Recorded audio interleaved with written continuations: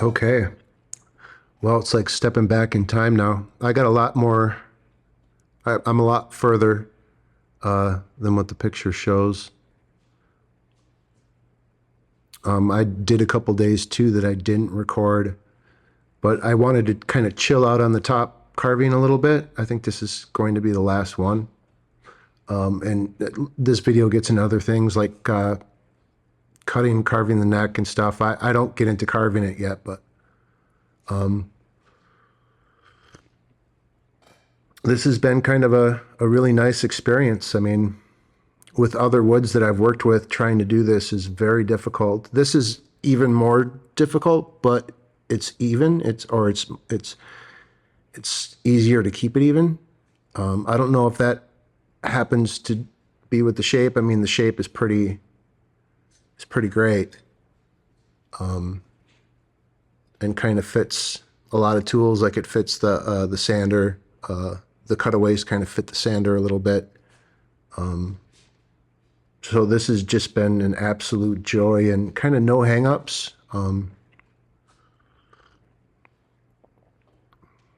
I don't have very many tools, and I know I've said this before, but you don't really need too many tools. I mean, most of the things that you run into, you got to do by hand, or you got to rough out by hand.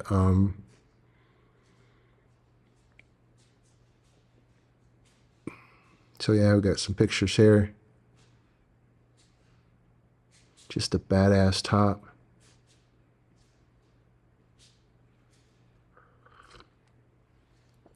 I'm pretty much to the point where I'm sanding and finishing the top now. But I'm carving the inside, so you'll see this a little bit later. I'll jump in and start doing different things.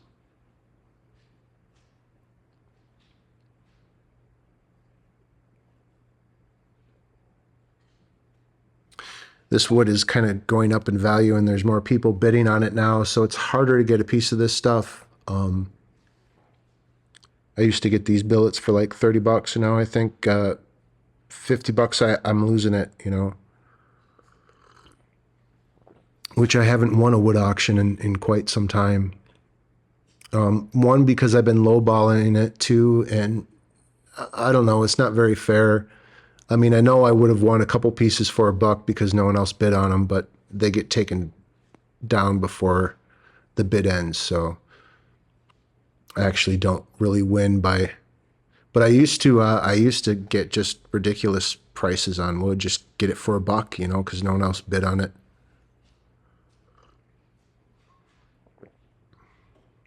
But I've had these maple slabs for years now. No curve or warp to them whatsoever. My father is They're kiln Steamboat, dried. which he will be buried in. And Shouts out to South Eastern Europe, man. Yeah, just getting sex traffic.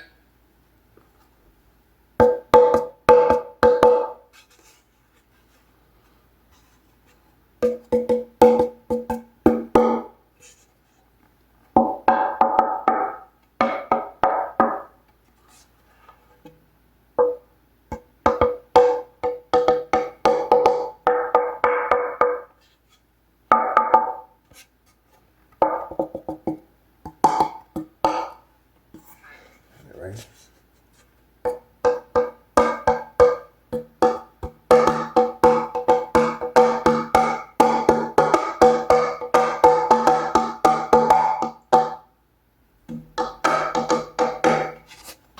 It's coming along pretty good.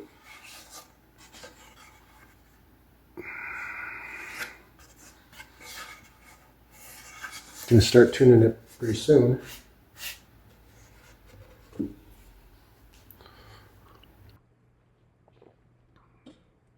Carving the top was an immense amount of work, but carving the back of the top is too. It's an immense amount of work. I'm tuning it now. Kind of just scraping it so it matches a little bit more of the outside.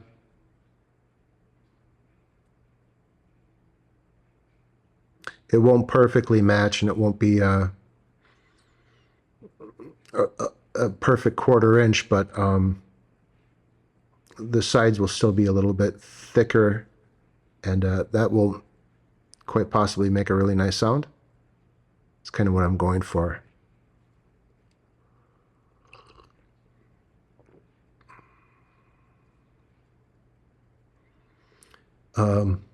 If you know how to use an angle grinder, you will be blessed in building guitars and violins, because a lot of us are using this tool to rough stuff out. Now I'm taking the excess away so I don't have to scrape for miles. Keeps the scraping down. This takes a long time too.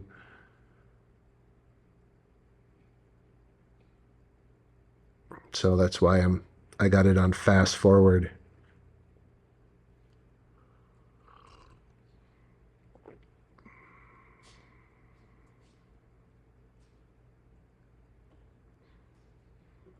But yeah, you could pick one of these up for not too much money, and you got to be careful, man. You got to switch hands when you get tired, and you got to wear gloves when it's cold, because it's extra cold. It blows cold air on your hands.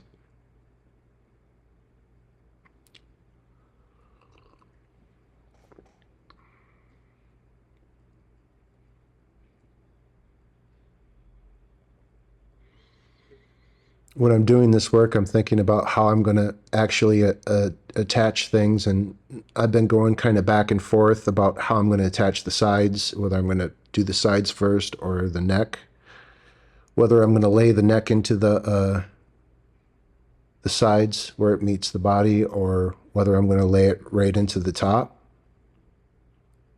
Been kind of going back and forth on that and trying to think of the best thing to do. I think I am going to put the sides on first, while I'm carving the neck. The reason for this being is I want the neck to attach to the top at the bridge, and not so much at the where it enters the body.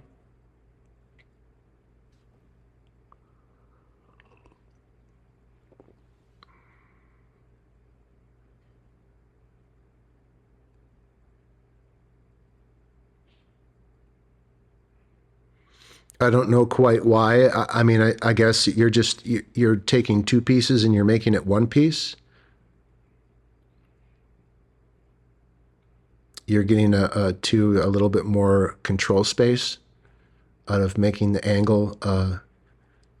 Because whether you like it or not, I mean, that neck is coming into the body at an angle, and whether it's a perfectly flat angle or not, excuse me, it's coming into the body, and it has to lead the strings to the bridge. So, and different guitars have different angles. You can have a classical guitar and it angles down to the body instead of up. This obviously angles up, and it goes against traditional nylon string instruments, but I mean, it's going to be kind of its own thing. I'm hoping to get a really beautiful sound out of it. But yeah, the angle for the neck has to be figured out, and it makes it complicated to fit the neck onto the body, because you have to route the hole for the truss rod, and you're going to want to do that when the neck is right to the body. You know, the angle of the neck leads the fretboard and the strings to the bridge. The last instrument I did, I think I just I winged it, and I ended up I think I ended up an eighth of an inch high. So I made a plate and I jacked the bridge up. And I kind of like that, because now no matter what happens to that guitar, I will have an ultimate amount of adjustment. It's been, you know, when you travel with a guitar, it changes a little bit, and guitars from the time that they're new to the time that they're old, they change. And they either change for the better or they change for the worse, but no matter how far my neck comes out on my guitar, I can get that bridge down. You almost have the opposite effect on acoustics too. So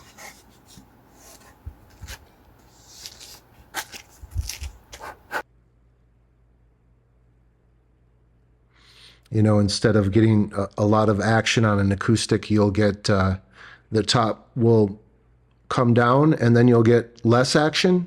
And I think it's the exact opposite on most acoustics. I don't think that'll happen with this. And I think this is going to work. So, and I think it's going to sound good. I kind of really want to do one with the traditional acoustic bridge, but this bridge will have mass and, the neck goes to the bridge anyway. So I don't know what I'll gain or lose with that. I want the top to sing as much as possible, but then that's why I'm spending so much time carving it, because I want it to poing and ring just right.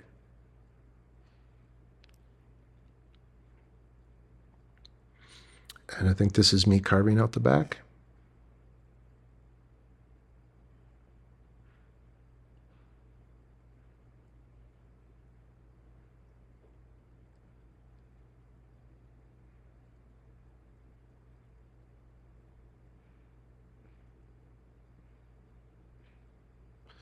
It's not something that you can get a big slice off of.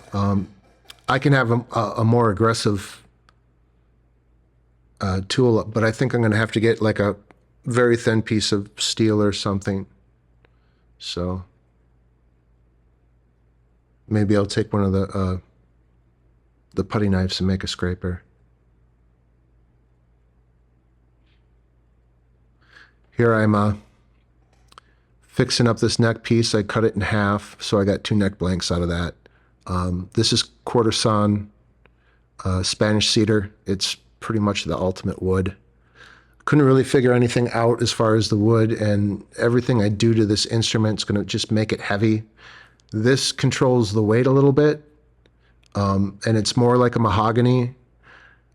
But I've starting to notice that a lot of the woods that we use, like a lot of the cedar that I use here, it's got a really nice tone. A lot of the pine has a really nice tone. It just comes down to finding something that's sawn right, and like I have a lot of this cedar here, but I only have a couple blanks that are quarter sawn for, and good for neck blanks. So out of maybe 20 boards, like these 2 are the only ones. And I didn't think I had any. I found these. I dug for them, through the wood pile. And I took a second look at some of it, and yeah, there's more. I thought that the only quarter sawn piece I had was already used. So, but then maybe there's a couple more in there somewheres. I know I have that African stuff. I forget the name of it. I was trying to remember it the other day. Not sapele, but it's like a true mahogany, but it's African. It's really light, really, really boingy. That's kind of what you want to pair with maple. I mean, the maple is so hard and ringy that I kind of want to do one all out of maple, but then, maybe next time.